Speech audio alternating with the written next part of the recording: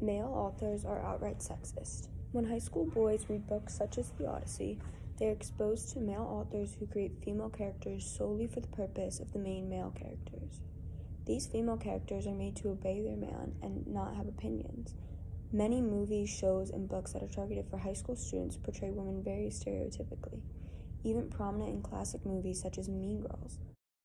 It portrays girls as mean teenagers who only care about boys and how they look. The four main characters fight to be the highest of the social patriarchy at their school, always talking and fighting over boys. The characters are sexualized throughout the movie, and especially in the iconic Halloween party scene. The girls say that the point of Halloween is to dress slutty for the boys. Halloween is the one night a year when a girl can dress like a total slut and no other girls can say anything about it. This teaches young girls that it's good to present yourself for male attention and validation. It teaches boys that women are there to please them.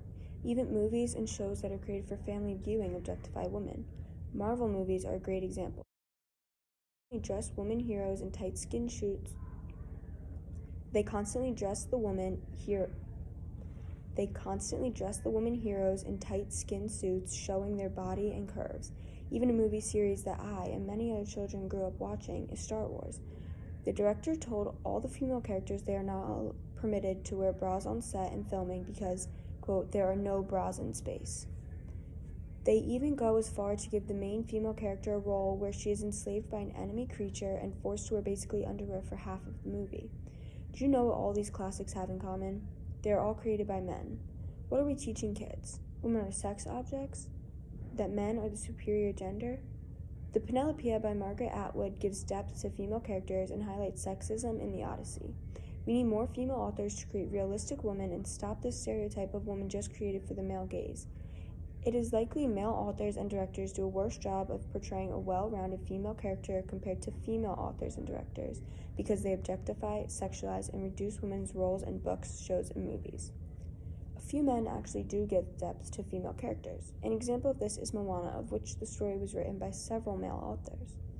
Not only does this movie bring light to several different underrepresented minorities that are less often featured in mainstream films, but also gives watchers a strong female lead to watch her overcome obstacles that in many other Disney films would have had a man swoop in and save her, a bit like how The Odyssey portrays Odysseus' return home and defeat of the suitors.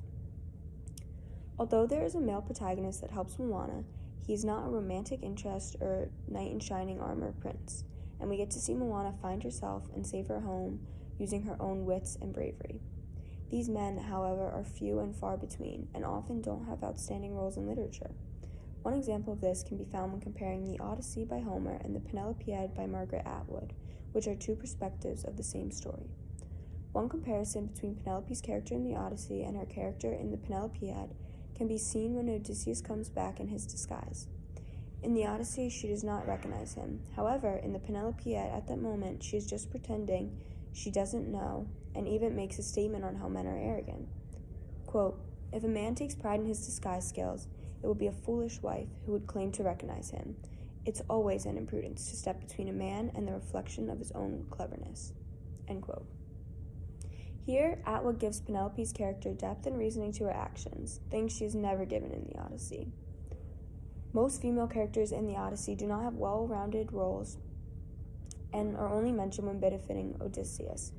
For 7 years, he lived on an island sleeping with a goddess named Calypso. She is a goddess, but is only shown as a person for Odysseus to use, whereas gods, such as Poseidon, mentioned in the story, are powerful and controlling. As a male god, Poseidon is portrayed as a powerful, immortal being that can control the sea, monsters, and determine whether or not Odysseus lives, whereas female gods are portrayed very sexually. In The Odyssey, the 12 maids are barely mentioned, and when they are portrayed as disloyal and ultimately get harmed. The Penelopiad shows the readers that Penelope asked the maids to spy on the suitors, and that's why they are with them.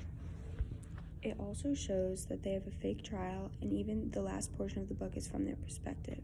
Quote, "We demand justice. We demand retribution. We invoke the law of blood guilt." End quote.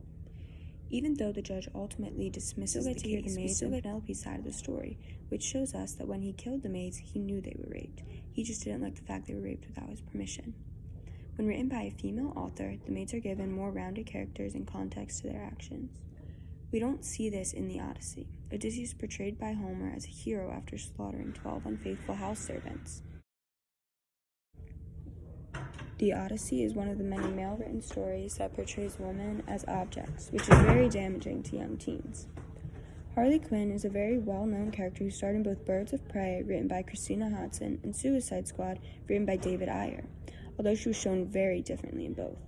Her clothing in the two movies are drastically different. In Suicide Squad, she is wearing a tight shirt, extremely short shorts, and stilettos for combat. Comparatively, she is wearing baggy t-shirts, high-rise denim shorts, and sports bras throughout Birds of Prey. It is unrealistic to fight in combat wearing fishnets, basically underwear, and heels.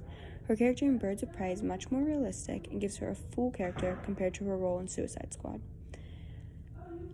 Her role heavily revolves around the fact that she's the Joker's girlfriend, but in Birds of Prey, she breaks up with him after enduring years of abuse and trauma, allowing her to have her own character and not be defined by a man. In Suicide Squad, the Joker gives Harley as a sexual gift to his colleague, saying, quote, "Oh yeah, listen, you're my gift to this handsome hunka. You belong to him now," end quote. The Joker basically says his girlfriend is now a sexual gift and an object for him and others to use. This portrayal of women is not okay because it gives audiences the idea that is normal and acceptable. Trying to make Harley Quinn's abusive and toxic relationship with the Joker seem okay is not right. Male writers constantly glorify abuse against women by making it seem like a strengthening and toughening experience when all it is traumatizing. Margaret Atwood writes the female mind with far more depth than a man ever could, acknowledging female struggles that were barely ever spoken about during the time the Odyssey took place. She takes the character of Penelope and gives her realistic personality and struggles, while additionally speaking up for the girls of today. Quote, "You don't have to think of us as real girls, real flesh and blood, real pain, real injustice. That might be too upsetting," end quote.